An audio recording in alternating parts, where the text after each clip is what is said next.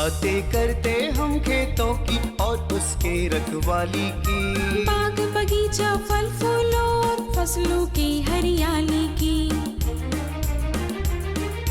हम बीजों की बातें करते उत्तम जल संसाधन की, हम तकनीकी बातें करते फसलों के उत्पादन की। हर किसान का सपना सच हो जीवन सुखद बनाने को, गाँव-गाँव के हर आंगन का प्यारा सा ये दर्शन। कृषि दर्शन, कृषि दर्शन, कृषि दर्शन, कृषि दर्शन, कृषि दर्शन, कृषि दर्शन, कृषि दर्शन, कृषि दर्शन। नमस्कार। कृषि कार्य में अगर कोई परेशानी आपके सामने आ रही हो तो हम तैयार हैं अपने कार्यक्रम कृषि दर्शन के साथ, जिसकी शुरुआत हम करते हैं कृषि समाचार से। नमस्कार, कृषि समाचार में आपका स्वागत है। मैं हूं दिव्यांशु। आइए देखते हैं आज कृषि समाचार में क्या है। रांची के जलाशय मत्स्यजीवी सहयोग समितियों को 90% अनुदान पर मोटर चालित नाव देने की है योजना। राज्य में लघु कृषि उपकरण बैंक की स्थापना के लिए ले सकते हैं अनुदान और कुल्थी के बेहतर उत्पादन के लिए लगाएं उन्नत प्रभेद बिरसा कुल्थी 1। अब समाचार विस्तार से। रांची जिला के जलाशय मत्स्यजीवी सहयोग समितियों को तालाब तथा जलाशय मत्स्य विकास एवं जीर्णोद्धार योजना का लाभ दिया जा रहा है। इस योजना के तहत मत्स्यजीवी सहयोग समितियों को 90% अनुदान पर मोटर चालित नाव उपलब्ध कराया जाएगा।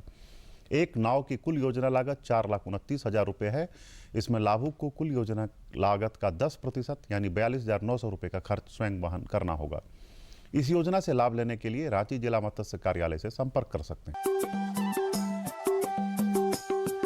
राज्य में कृषि यंत्रिकीकरण प्रोत्साहन योजना के तहत छोटे कृषि उपकरण बैंकों की स्थापना करने की योजना है। इस योजना से लाभ लेने के लिए महिला स्वयं सहायता समूह, सखी मंडल और कृषक समूह जिला भूमि संरक्षण कार्यालय से संपर्क कर सकते हैं। इसमें mini tractor, power tiller, reaper, कृषि प्रसंस्करण यंत्रों सहित अन्य सहायक कृषि यंत्रों की खरीद पर सरकार द्वारा 80% अनुदान की सुविधा उपलब्ध कराई जाएगी। राज्य के ज्यादातर जिलों में मिट्टी में अम्लीयता की मात्रा अधिक पाई गई है। किसान भाई अम्लीय मिट्टी के उपचार के लिए चूने का व्यवहार करें। फसल लगाने से 1 महीना पहले खेत की जुताई करके 3 क्विंटल चूना प्रति हेक्टेयर की दर से कतारों में डालें। झारखंड में हमारी जो मिट्टी है आम्लीय मिट्टी है, तो आम्लीय मिट्टी को सुधारने के लिए चूना का उपयोग किया जाता है। तो चूना बहुत इम्पोर्टेंट है हमारी मिट्टी को एक मतलब अच्छे से जो पोषक तत्व है उपलब्ध करने के लिए, जो होता है pH 7 के पास। तो चूना हमारी मदद करता है कि हमारा pH 7 के आसपास आ जाए। तो इसलिए किसान भाइयों को साल में एक बार तो चूना का उपयोग करना चाहिए, एक फसल में ही तो करना चाहिए। जैसे कि बुआई के 1 महीना पहले चूना का प्रयोग करना चाहिए। चूना का जो एप्लीकेशन रेट है 3 क्विंटल पर हेक्टर, और वो चूना जो है हम फेंक के नहीं, छिड़काव करके नहीं डालना चाहिए। चूना को एक लाइन में, एक कतार में आप डालेंगे तो उसका जो उपलब्धता है, मतलब जो pH अच्छे से बढ़ाने की क्षमता है वो अच्छे से बढ़ जाएगी। किसान भाइयों, आप यदि खरीफ दलहनी फसल कुल्थी की खेती करना चाहते हैं तो अगस्त से फसल लगाने का काम शुरू कर सकते हैं। झारखंड में कुल्थी के बेहतर उत्पादन के लिए उन्नत प्रभेद बिरसा कुल्थी 1 लगाएं। कुल्थी की खेती के लिए 20 किलोग्राम बीज प्रति हेक्टेयर की दर से लगाएं। बीज कतारों में बोएं तो अच्छा परिणाम मिलेगा। बुआई में कतारों के बीच 30 सेंटीमीटर और पौधों के बीच 10 सेंटीमीटर की दूरी रखें। अच्छी उपज के लिए उन्नत प्रभेद बिरसा कुल्थी 1 लगाएं। इसकी परिपक्वता अवधि 100 से 105 दिन है और इसकी उत्पादन क्षमता 10 से 12 क्विंटल प्रति हेक्टेयर है। राज्य के जो किसान ऊपरी जमीन में सब्जी, दलहन या किसी और फसल की खेती कर रहे हैं, वे निकौनी का काम करने के लिए कृषि उपकरण व्हील हो की मदद ले सकते हैं। व्हील हो की कार्यक्षमता 18 से 20 डिसमिल प्रतिदिन है। आज हम जानेंगे गोभी फसल में लगने वाले हीरा पृष्ठक कीट के रोकथाम के बारे में। किसान भाइयों, गोभी वर्गीय फसलों में शुरुआती दौर में ही हीरा पृष्ठक कीट का प्रकोप दिखे तो 1 ग्राम BT दवा प्रति लीटर पानी की दर से मिलाकर घोल बनाएं और फसल पर छिड़काव करें। या गोभी का पौधा लगाने के बाद 18 से 25 दिन के बीच 5% नीम निर्मित दवा से घोल बनाकर फसल पर छिड़काव करें। इसके बाद भी यदि हीरा पृष्ठक कीट का प्रकोप दिखे तो 10 से 15 दिनों के अंतराल पर दोबारा छिड़काव करें। और अब एक नजर राज्य के 5 प्रमुख शहरों के मौसम के मिजाज।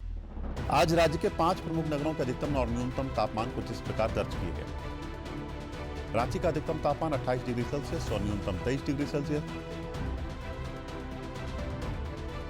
जमशेदपुर का अधिकतम तापमान 31 डिग्री सेल्सियस और न्यूनतम 26 डिग्री सेल्सियस।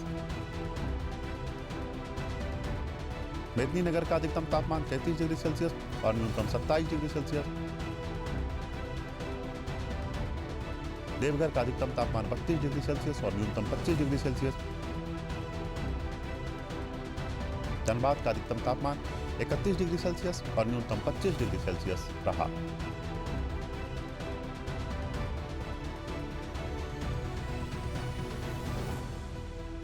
कृषि समाचार में आज इतना ही। अगले दिन अगले अंक में फिर मुलाकात होगी कुछ ताजा तरीन खबरों के साथ। तब तक के लिए दीजिए इजाजत।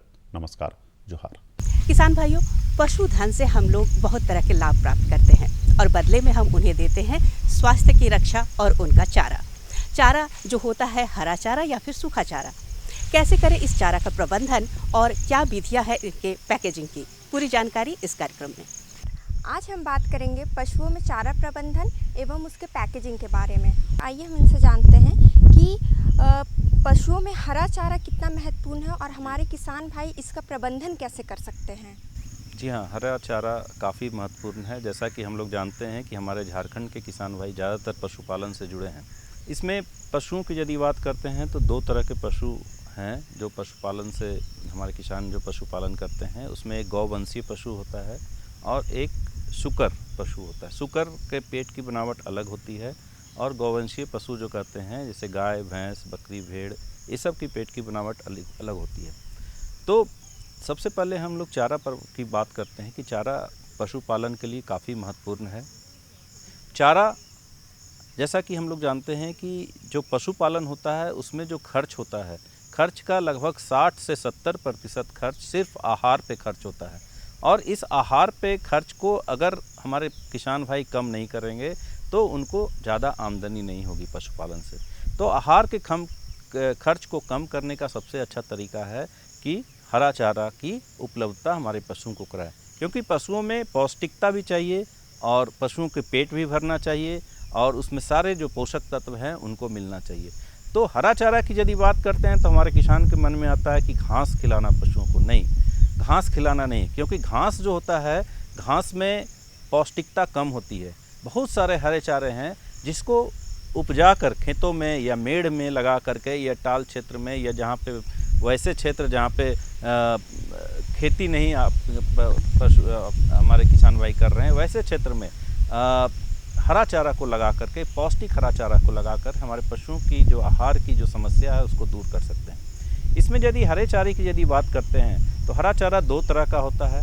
एक होता है कि लिगुमिनस, एक नॉन लिगुमिनस की बात करते हैं। लिगुमिनस हरा चारा जैसे बरसीम, लूसर्न, काउपी, ये जो हरा चारा है इसमें प्रोटीन की मात्रा अधिक होती है।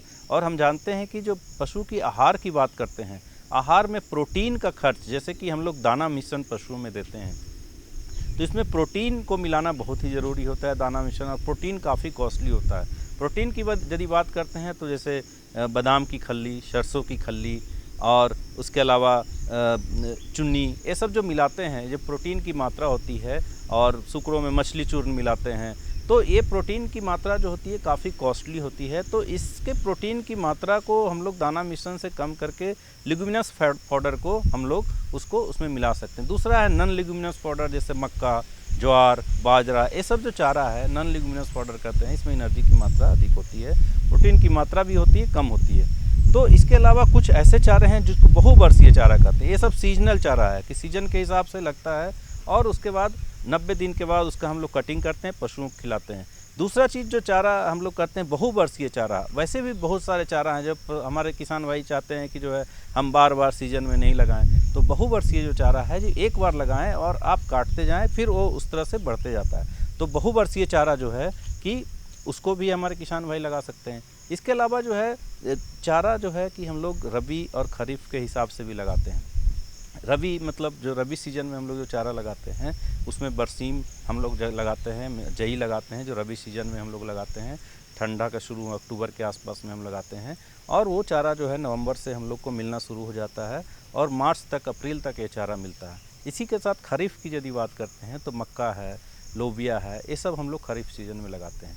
तो चारा की उपलब्धता सालों भर हमारे, अगर हम रबी और खरीफ के हिसाब से और बहुवर्षीय चारा के हिसाब से अगर किसान एक प्लॉट है अगर उसमें चारा लगाते हैं तो सालों भर उनको चारा की उपलब्धता होती है, हमारे किसान भाई उसको खिला सकते हैं। जैसा कि हम लोग जानते हैं कि आहार का खर्च पशुओं में बहुत ज़्यादा होता है, चारे से उसके खर्च को कम कर सकते हैं।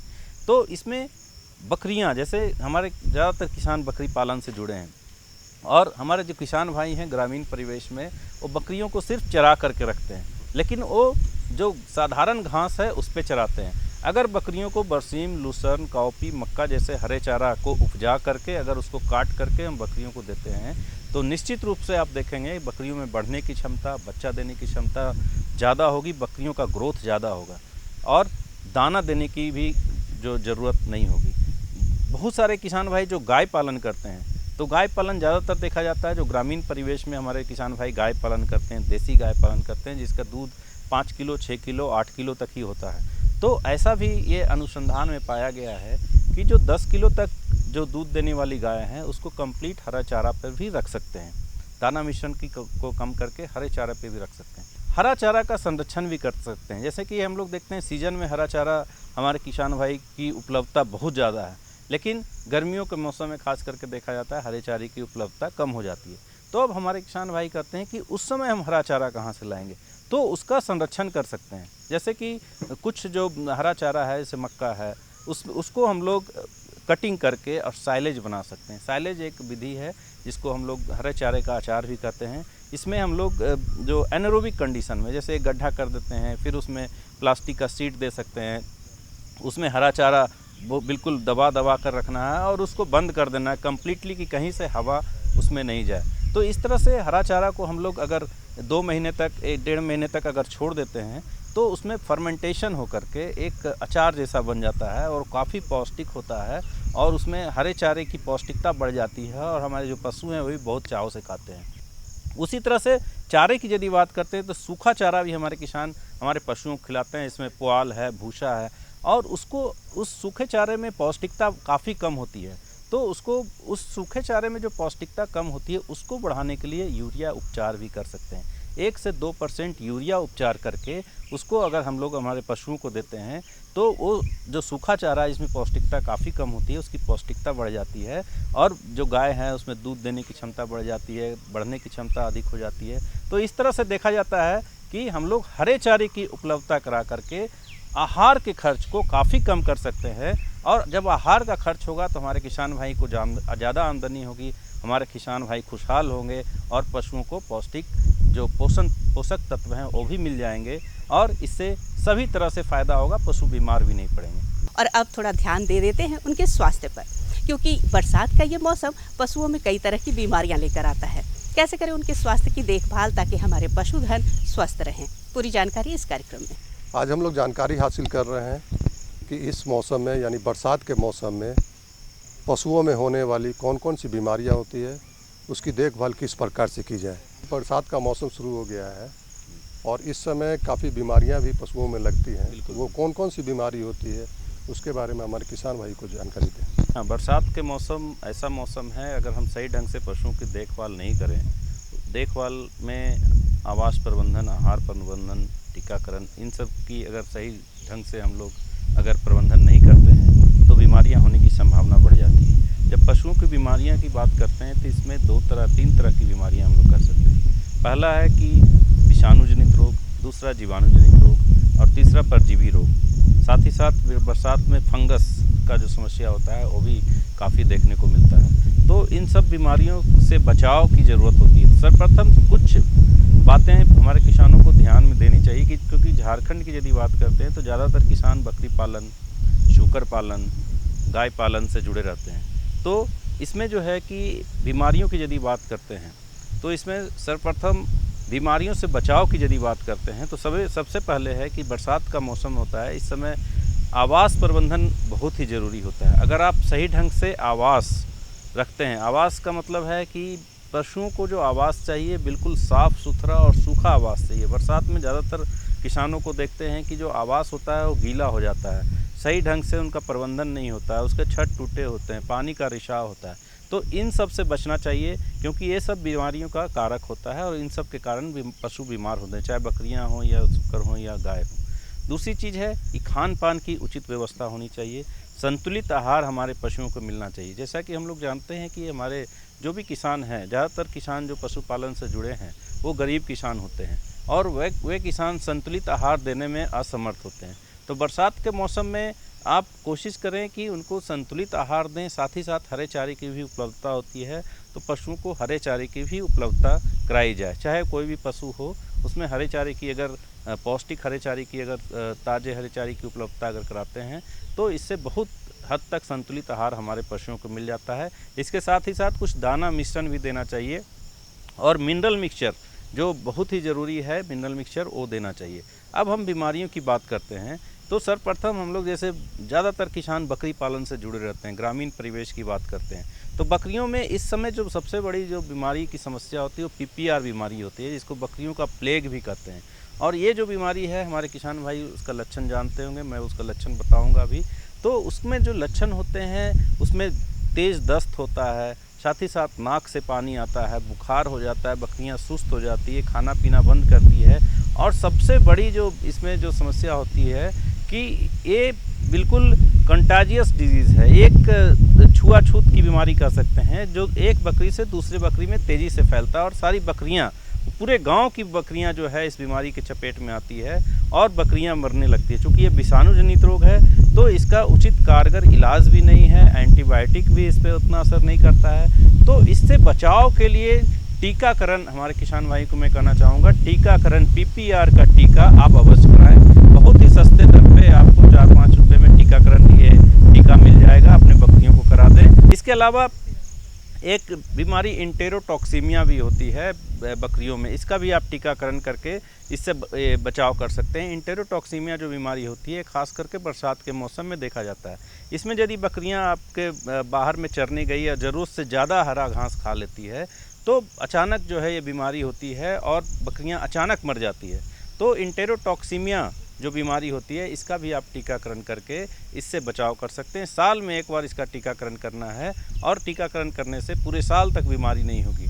तो जैसा कि हम लोग जानते हैं कि बीमारियों से बचाव सबसे ज़रूरी है, इलाज से भी काफ़ी ज़रूरी है उसका बचाव, क्योंकि एक बार बकरियां या कोई भी पशु बीमार होता है तो उसका इलाज में काफ़ी खर्च होता है, उस समय भी बचने की संभावना कम होती है। तो टीकाकरण ही उसका उपाय है।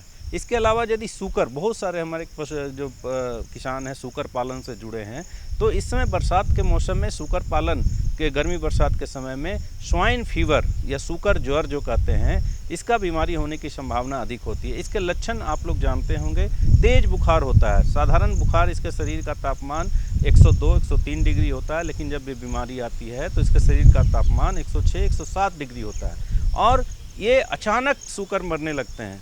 इसमें क्या होता है कि आप देखेंगे शाम में बिल्कुल ठीक था, सुबह में मरा हुआ है और तेज़ी से, ये भी छुआछूत वाली बीमारी है और तेज़ी से एक से दूसरे सूकर और पूरे गांव को अपने चपेट में ले लेता है।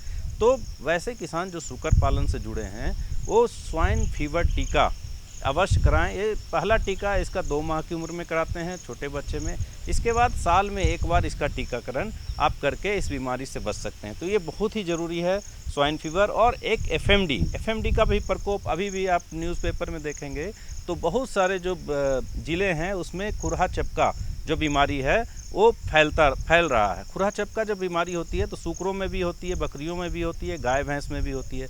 तो ये जो खुरहा चपका बीमारी होती है इसमें देखा जाता है कि पैर में छाले पड़ जाते हैं, मुंह में छाले पड़ जाते हैं, पशु जो है कमज़ोर हो जाते हैं और धीरे धीरे मरता है। ये भी छुआछूत वाली बीमारी है और तेज़ी से एक पशु से दूसरे पशु में फैलता है, साथ ही साथ छोटे बच्चे पे इसका असर ज़्यादा दिखता है। तो इसके बचाव के लिए आप FMD टीका गाय में, शूकर में, बकरी में, भेड़ में, सभी में ये FMD टीका उसमें लगाने की ज़रूरत होती है। इसके अलावा ये हो गया बकरियों में और सूकरों में होने वाली बीमारियां। और गाय में होने वाली बीमारियां अभी जो जीवाणु जनित रोग है उसमें है कि BQ और HS, लंगड़ी बुखार कहते हैं, ब्लैक क्वार्टर, और HS गला घोंटू बीमारी। ये 2 बीमारी जीवाणु जनित रोग है जो बहुत ही आवश्यक है और इसका टीकाकरण करके बरसात में ये होता है। गला घोंटू बीमारी के बारे में जानते होंगे, गला फूल जाता है, सांस लेने में तकलीफ़ होती है, घड़घड़ाहट की आवाज़ होती है और इलाज नहीं करने से जो गाय है या बैल है वो मर जाते हैं। तो इससे बचाने के लिए HS का टीका और BQ का टीका, लंगड़ी बुखार में पैर के पीछे पुट्ठा में घाव हो जाता है और जो है पशु वो लंगड़ा कर चलता है और पशु की अगर सही ढंग से इलाज नहीं करने से मृत्यु हो जाती है। तो एक गाय में आप तीनों का एक टीका भी आता है, HS, BQ, FMD, एक ही टीका से तीनों बीमारी को आप इसका इलाज बचाव कर सकते हैं। तो पशु से संबंधित बहुत सारी जानकारियाँ आज हमने प्राप्त की। कुछ जानकारियाँ संभवतः रह गई होंगी जिसके बारे में आपको जानना है तो आपको लिखना होगा हमें खत। हमारा पता है कार्यक्रम कृषि दर्शन, कृषि प्रकोष्ठ, द्वारा केंद्र निदेशक, दूरदर्शन केंद्र, रातू रोड, रांची। पिन संख्या 834001। पूरी टीम के साथ मुझे दीजिए इजाज़त। जोहार, नमस्कार।